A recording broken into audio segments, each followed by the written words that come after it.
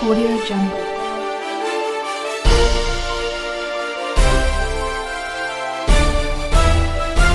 Audio Jungle.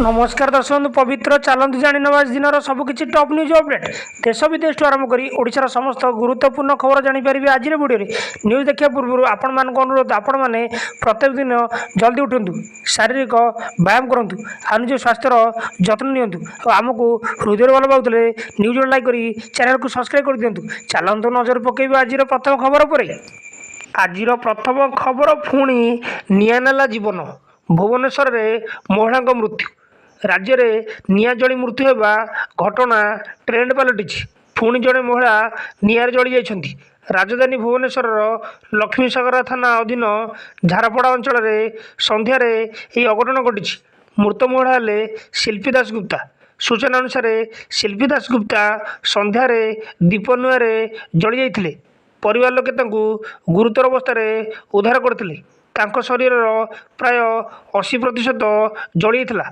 तांकु प्रथमे एक घरोई डाक्तखाना भर्ती करा जाई प्राथमिक चिकित्सा दियाइथिला या परे कैपिटल हॉस्पिटल को स्थानांतरित कराइथिला सेठारे तांकु डाक्तर मृत घोषणा करछन्ति बोली सूचना मिली परवर्ती खबर स्वाधीनता दिवस रे मुख्यमंत्री को बड़ घोषणा कहले जिला को मिल अतिरिक्त 5 केजी चाउल स्वाधीनता दिवस रे मुख्यमंत्री मोहन चरण माझी बड़ घोषणा करछन्ति गरीब कल्याण अन्न योजना रे अधिक जल जोगाइବାକୁ निष्पत्ति नेछन्ति मोहन सरकार 11टी जिला को अतिरिक्त 5 केजी चाउल मागणा रे जोगाइବାକୁ निष्पत्ति नेछि केबीके जिला सह बौद्ध गजपति कंधमाल जिला को मिलिबो एही सुविधा 3 मास 25 लाख रु ऊर्ध्व परिवार को यह सुविधा मिल मोट 41,082 मेट्रिक टन अतिरिक्त चाउल बंटन कर राज्य सरकार निज पांठि प्राय 180 कोटी टंका खर्च करेंगे सूचना मिली परवर्ती खबर अधा रहीगला जगा दर्शन सड़क दुर्घटना इंदौर 6 बंधुक चलीगला जीवन छत्तीसगढ़ राजनंद गाँ जिले में एक भयंकर सड़क दुर्घटना घटी ए दुर्घटना 6 जन बंधुक मृत्यु घटी अन्य जड़े आहत होती इंदौर 6 जन बंधु उज्जयिनी गस्त कर ओडिशा होते किंतु बागनदी थाना अंचल चिरचेरी जातीय राजपथ छक निकट में से कार दुर्घटनाग्रस्त होता कारटी डिवाइडर भांगी सामना आସୁଥିବା एक ट्रक सहित धक्का होता यह जो कारटी भांगी कारटी गोटे पार्श्वर संपूर्ण नष्ट होता दुर्घटना कार भितर बसी 6 जन बंधुक मृत्यु होती ड्राइवर गुरुतर आहत होती शीघ्र हॉस्पिटल रे भर्ती कर पुलिस अधिकारी माने कहते जे जिलार बागनदी थाना अंचल अंतर्गत चिरचेरी ग्राम निकट में एक ट्रक सहित कारटी धक्का देवारू दुर्घटना घटी बोली सूचना मिली परवर्ती खबर दिल्ली रे हुमायून समाधि परिसर में भुशुड़िला कांत 5 मृत उद्धार कार्य जारी शुक्रवार दिल्लीर निजामुद्दीन अंचल अवस्थित हुमायून समाधि रे एक बड़ दुर्घटना घटी एथिरे 5 जनकर मृत्यु होती मृतक मध्य 3 जन महिला एवं 2 जन पुरुष अच्छा फतेह शाह दरगार एक अंश समाधि परिसर पछपार्श्वर पड़ा वर्षा जो एठारे किछि लोक अटक होते एवं दुर्घटना पोती होते एबे सुधा 10-12 जन को भग्नाशय बाहर कराई आहत मानू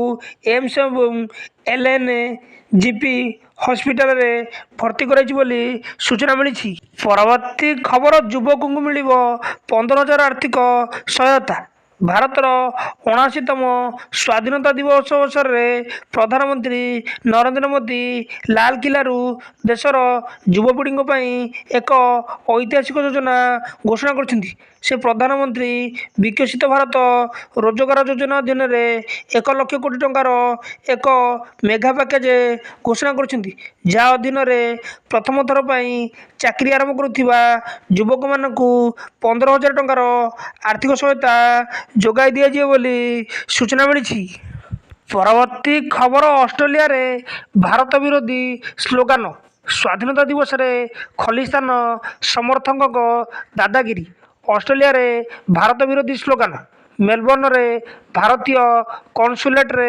ସ୍ୱାଧୀନତା ଦିବସ ପାଳନ ଅବସରରେ ଭାରତ ବିରୋଧୀ ସ୍ଲୋଗାନ ଦେଇଥିଲେ ଖଲିସ୍ତାନୀ ସମର୍ଥକ ଶତାଧିକ ଖଲିସ୍ତାନ ସମର୍ଥକ ସେଠାରେ ପହଞ୍ଚି ଭାରତ ବିରୋଧୀରେ ସ୍ଲୋଗାନ ଦେଇ କାର୍ଯ୍ୟକ୍ରମକୁ ବନ୍ଦ କରିବାକୁ ଚେଷ୍ଟା କରିଥିଲେ। ଏହା ଫଳରେ ସେଠାରେ ଉପସ୍ଥିତ ଭାରତୀୟ ଏବଂ ଖଲିସ୍ତାନୀଙ୍କ ମଧ୍ୟରେ ମୁହାଁମୁହିଁ ପରିସ୍ଥିତି ସୃଷ୍ଟି ହୋଇଥିଲା। ପୁଲିସ ପରିସ୍ଥିତିକୁ ନିୟନ୍ତ୍ରଣ କରିଥିଲା ବୋଲି ସୂଚନା ମିଳିଛି। ପରବର୍ତ୍ତୀ ଖବର କିସ୍ତିୱାଡ଼ା ବାଦଲଫଟା ବର୍ଷା ମୃତ୍ୟୁ ସଂଖ୍ୟା 65କୁ ବୃଦ୍ଧି ଉଦ୍ଧାର କାର୍ଯ୍ୟ ଜାରି ଜାମ୍ମୁ କାଶ୍ମୀରର କିସ୍ତିୱାଡ଼ା ଜିଲ୍ଲାରେ ହୋଇଥିବା ବାଦଲଫଟା ବର୍ଷା ଯୋଗୁଁ ବ୍ୟାପକ କ୍ଷୟକ୍ଷତି ହୋଇଛି। ଶୁକ୍ରବାର ସୁଦ୍ଧା ଏହି ପ୍ରାକୃତିକ ବିପର୍ଯ୍ୟୟରେ ମୃତ୍ୟୁ ସଂଖ୍ୟା 65କୁ ଛୁଇଁଥିବା ନେଇ ସୂଚନା ମିଳିଛି। ତେବେ ବର୍ତ୍ତମାନ ସୁଦ୍ଧା ମଧ୍ୟ ଶତାଧିକ ଲୋକ ନିଖୋଜ ଥିବା ଆଶଙ୍କା କରାଯାଇଛି। ଗୁରୁବାର ମିଛେଲ ଯାତ୍ରା ପଥରେ ହୋଇଥିବା ଏହି ଫ୍ଲାସ୍ ଫ୍ଲଡ୍ ଯୋଗୁଁ ଅନେକ ଲୋକ ମାଟି ତଳେ ଦବି ହୋଇ ରହିଥିବା ଅନୁମାନ କରାଯାଉଛି। ଏହି ଘଟଣାରେ ବର୍ତ୍ତମାନ ସୁଦ୍ଧା 167 ଜଣ ଲୋକଙ୍କୁ ଉଦ୍ଧାର କରାଯାଇଥିବା ସୂଚନା ମିଳିଛି। ଉଦ୍ଧାର ହୋଇଥିବା ଲୋକମାନଙ୍କ ମଧ୍ୟରୁ 38 ଜଣଙ୍କ ଅବସ୍ଥା ଗୁରୁତର ରହିଛି। ଘଟଣାସ୍ଥଳରେ ଜାତୀୟ ବିପର୍ଯ୍ୟୟ ମୁକାବିଲା ଦଳ ଏନଡିଆରଏଫ ରାଜ୍ୟ ବିପର୍ଯ୍ୟୟ ମୁକାବିଲା ଦଳ ଏସଡିଆରଏଫ ସ୍ଥାନୀୟ ପୁଲିସ ଏବଂ ଭାରତୀୟ ସେନାର ଯବାନମାନେ ଉଦ୍ଧାର କାର୍ଯ୍ୟରେ ନିୟୋଜିତ ଅଛନ୍ତି। କ୍ଷତିଗ୍ରସ୍ତ ଅଞ୍ଚଳରେ ରାସ୍ତାଘାଟ ଧୋଇଯାଇଥିବା କାରଣରୁ ଉଦ୍ଧାର କାର୍ଯ୍ୟରେ ବାଧା ସୃଷ୍ଟି ହୋଇଛି କିନ୍ତୁ ଟିମ୍ଗୁଡ଼ିକ ନିରନ୍ତର ପ୍ରୟାସ ଜାରି ରଖିଛନ୍ତି ବୋଲି ସୂଚନା ମିଳିଛି। ପରବର୍ତ୍ତୀ ଖବର ସ୍ୱାଧୀନତା ଦିବସରେ ଅଗ୍ନିଶମ କର୍ମଚାରୀଙ୍କୁ ଏସବିଆଇର ଉପହାର ବିନା କୌଣସି ଗ୍ୟାରେଣ୍ଟିରେ ମିଳିବ 4 ଲକ୍ଷ ଟଙ୍କା ଋଣ 79ତମ ସ୍ୱାଧୀନତା ଦିବସ ଅବସରରେ ଭାରତୀୟ ଷ୍ଟେଟ୍ ବ୍ୟାଙ୍କ ଅଗ୍ନିବୀରମାନଙ୍କୁ ଏକ ବିଶେଷ ଉପହାର ଦେଇଛି। ଏଣିକି ଅଗ୍ନିବୀର ଯୋଜନା ଅଧୀନରେ ସେବା ଦେଉଥିବା ଅଗ୍ନିବୀରମାନେ କୌଣସି ଗ୍ୟାରେଣ୍ଟି ବିନା 4 ଲକ୍ଷ ଟଙ୍କା ପର୍ଯ୍ୟନ୍ତ ବ୍ୟକ୍ତିଗତ ଋଣ ପାଇପାରିବେ। ଏହି ପଦକ୍ଷେପ କେବଳ ସେହି ଯୁବକମାନଙ୍କୁ ସଶକ୍ତ କରିବା ଦିଗରେ ଯେଉଁମାନେ କିଛି ବର୍ଷ ପାଇଁ ସେନାରେ ସେବା କରି ଦେଶକୁ ସୁରକ୍ଷା ଦେଉଛନ୍ତି। ଏହି ଯୋଜନା ଅନୁଯାୟୀ ଅଗ୍ନିବୀରମାନଙ୍କୁ ଋଣ ପାଇଁ କୌଣସି ପ୍ରକାର ସମ୍ପତ୍ତି କିମ୍ବା ଗ୍ୟାରେଣ୍ଟି ଦେବାକୁ ପଡ଼ିବ ନାହିଁ। ଏହା ସହିତ ଋଣ ନେବା ଉପରେ ଆଦାୟ ହେଉଥିବା ଶୁଳ୍କକୁ ମଧ୍ୟ ସମ୍ପୂର୍ଣ୍ଣ ଛାଡ଼ କରାଯିବ। ଏହାର ଅର୍ଥ ହେଉଛି ଋଣ ନେବା ପାଇଁ ଅଗ୍ନିବୀରଙ୍କୁ କୌଣସି ଅତିରିକ୍ତ ଖର୍ଚ୍ଚ ବହନ କରିବାକୁ ପଡ଼ିବ ନାହିଁ। ଏସବିଆଇ କହିଛି ଯେ ଏହି ଯୋଜନା କେବଳ ସେହି ଅଗ୍ନିବୀରମାନଙ୍କ ପାଇଁ ଯାହାଙ୍କର ଦରମା ଆକାଉଣ୍ଟ ଏସବିଆଇରେ ଅଛି ବୋଲି ସୂଚନା ମିଳିଛି। ପରବର୍ତ୍ତୀ ଖବର ଗାନ୍ଧୀ ମାର୍ଗରେ ରାଜ୍ୟସ୍ତରୀୟ ସ୍ୱାଧୀନତା ଦିବସ ପତାକା ଉତ୍ତୋଳନ କଲେ ମୁଖ୍ୟମନ୍ତ୍ରୀ ମୋହନ ମାଝୀ। ଭୁବନେଶ୍ୱର ମହାତ୍ମା ଗାନ୍ଧୀ ମାର୍ଗରେ 79ତମ ରାଜ୍ୟସ୍ତରୀୟ ସ୍ୱାଧୀନତା ଦିବସ ପାଳିତ ମୁଖ୍ୟ ଅତିଥି ଭାବେ ଯୋଗ ଦେଇ ଜାତୀୟ ପତାକା ଉତ୍ତୋଳନ କଲେ ମୁଖ୍ୟମନ୍ତ୍ରୀ ମୋହନ ମାଝୀ। ସମ୍ମିଳିତ ପ୍ୟାରେଡ୍ ଅଭିଯାନ ଗ୍ରହଣ କରିଛନ୍ତି। ଏଥିସହିତ ଓଡ଼ିଶାବାସୀଙ୍କୁ ସ୍ୱାଧୀନତା ଦିବସର ଶୁଭେଚ୍ଛା ଜଣାଇଛନ୍ତି। ଏହି ଅବସରରେ ମୁଖ୍ୟମନ୍ତ୍ରୀ ରାଜ୍ୟବାସୀଙ୍କୁ ସମ୍ବୋଧନ ଦେଇଛନ୍ତି। ମହିଳା ସୁରକ୍ଷା ପାଇଁ ଆମର ଶୂନ୍ୟ ସହନଶୀଳତା ନୀତି ବୋଲି କହିଛନ୍ତି ମୁଖ୍ୟମନ୍ତ୍ରୀ। ସେ କହିଛନ୍ତି ସଂଗଠିତ ଅପରାଧକୁ ଦମନ କରାଯିବ। ମହିଳାଙ୍କ ବିରୁଦ୍ଧରେ ହିଂସା କରୁଥିବା ବ୍ୟକ୍ତିଙ୍କୁ ଛଡ଼ାଯିବ ନାହିଁ। ବ୍ୟକ୍ତି ଯେତେ ବି ଶକ୍ତିଶାଳୀ ହୁଅନ୍ତୁ ଛଡ଼ାଯିବ ନାହିଁ। ସେମାନଙ୍କ ସ୍ଥାନ ଜେଲ୍ ସମାଜରେ ନୁହେଁ। ଏଥିପାଇଁ କାର୍ଯ୍ୟାନୁଷ୍ଠାନ ନେବାକୁ ପୁଲିସକୁ କ୍ଷମତା ଦିଆଯାଇଛି। ମହିଳାଙ୍କ ସୁରକ୍ଷାରେ ଅବହେଳା କଲେ ଆଇନ ଅନୁସାରେ ପଦକ୍ଷେପ ନିଆଯିବ। ରାଜ୍ୟରେ ଆଇନ ଶୃଙ୍ଖଳା ମୋଟାମୋଟି ନିୟନ୍ତ୍ରଣରେ ରହିଛି। ଏହାକୁ ଆହୁରି ପ୍ରଭାବୀ କରିବାକୁ ହେବ।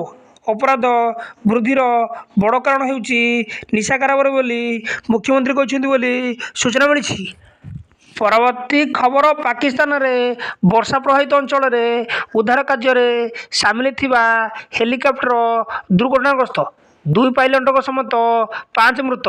ଉତ୍ତର ପାକିସ୍ତାନରେ ବର୍ଷା ପ୍ରଭାବିତ ଅଞ୍ଚଳରେ ଉଦ୍ଧାର କାର୍ଯ୍ୟରେ ସାମିଲ ଥିବା ଏକ ହେଲିକପ୍ଟର ଦୁର୍ଘଟଣାଗ୍ରସ୍ତ ହୋଇଛି। ଏଥିରେ 5 ଜଣ କ୍ରୁ ସଦସ୍ୟଙ୍କ ମୃତ୍ୟୁ ହୋଇଛି। ପଖତୁ ନଖୁଆ ପ୍ରଦେଶର ମୁଖ୍ୟମନ୍ତ୍ରୀଙ୍କ ବୟାନକୁ ଉଦ୍ଧୃତ କରି ଏଏଫପି ଏହି ସୂଚନା ଦେଇଛନ୍ତି। ପଖତୁ ନଖୁଆ ମୁଖ୍ୟମନ୍ତ୍ରୀ ଅଲି ଅମିନ ଗଣ୍ଡାପୁର କହିଛନ୍ତି ଯେ ମହମ୍ମଦ ଜିଲ୍ଲାର ପଣ୍ଡିଆଲି ଅଞ୍ଚଳରେ ଖରାପ ପାଗ ଯୋଗୁଁ ଏହି ଦୁର୍ଘଟଣା ଘଟିଛି। ବଜରାରେ ବର୍ଷା ପ୍ରଭାବିତ ଅଞ୍ଚଳ ପାଇଁ ରିଲିଫ ସାମଗ୍ରୀ ନେଇ ଯାଉଥିବା MI-17 ହେଲିକପ୍ଟରଟି ଖରାପ ପାଗ ଯୋଗୁଁ ମହମ୍ମଦ ଜିଲ୍ଲାର ପଣ୍ଡାଲି ଅଞ୍ଚଳରେ ଦୁର୍ଘଟଣାଗ୍ରସ୍ତ ହୋଇଛି, ଯେଉଁଥିରେ 2 ପାଇଲଟଙ୍କ ସମେତ 5 ଜଣ କ୍ରୁ ସଦସ୍ୟଙ୍କ ମୃତ୍ୟୁ ହୋଇଛି। ଦୁର୍ଘଟଣାସ୍ଥଳକୁ ଉଦ୍ଧାରକାରୀ ଦଳ ପଠାଯାଇଛି ବୋଲି ସୂଚନା ମିଳିଛି।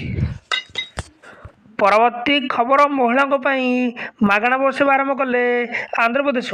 ମହିଳାଙ୍କ ପାଇଁ ମାଗଣା ବସ୍ ସେବା ଦେଉଥିବା ସ୍ତ୍ରୀ ଶକ୍ତି ଯୋଜନା ଘୋଷଣା କଲେ ଆନ୍ଧ୍ରପ୍ରଦେଶ ମୁଖ୍ୟମନ୍ତ୍ରୀ ଏନ୍ ଚନ୍ଦ୍ରବାବୁ ନାଇଡୁ।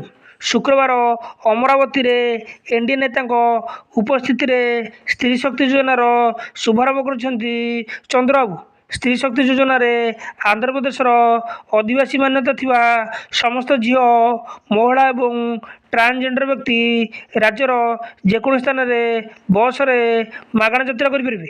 ଯୋଜନା ଘୋଷଣା କଲାବେଳେ ମୁଖ୍ୟମନ୍ତ୍ରୀ ନାଇଡୁ ଉପମୁଖ୍ୟମନ୍ତ୍ରୀ ପବନ କଲ୍ୟାଣ ଏବଂ IT ମନ୍ତ୍ରୀ ନାରା ଲୋକେଶ ମହିଳାମାନଙ୍କ ସହିତ ଏକ ବସ୍ରେ ଯାତ୍ରା କରିଥିଲେ। ଗୁଣ୍ଟୁର ଜିଲ୍ଲା ଚେଡାପଲ୍ଲୀ ଗାଁ ଦେଇ ବସ୍ଟି ଯିବାବେଳେ ଶତାଧିକ ଲୋକ ଏକତ୍ରିତ ହୋଇ ନେତାମାନଙ୍କୁ ଉତ୍ସାହିତ କରିଥିଲେ ବୋଲି ସୂଚନା ମିଳିଛି। ନ୍ୟୁଜ୍ଟି ଏଇଠି ସମାପ୍ତ ହୋଇଛି। ନ୍ୟୁଜ୍ଟି ଭଲ ଲାଗିଥିଲେ ଆପଣମାନଙ୍କୁ ଅନୁରୋଧ ନିହାତି ଭାବେ ନ୍ୟୁଜ୍ ଗୋଟେ ଲାଇକ୍ କରି ଚ୍ୟାନେଲକୁ ସବସ୍କ୍ରାଇବ୍ କରିଦିଅନ୍ତୁ ଆଉ ଆପଣଙ୍କ ସ୍ୱାସ୍ଥ୍ୟର ଯତ୍ନ ନିଅନ୍ତୁ। ଧନ୍ୟବାଦ।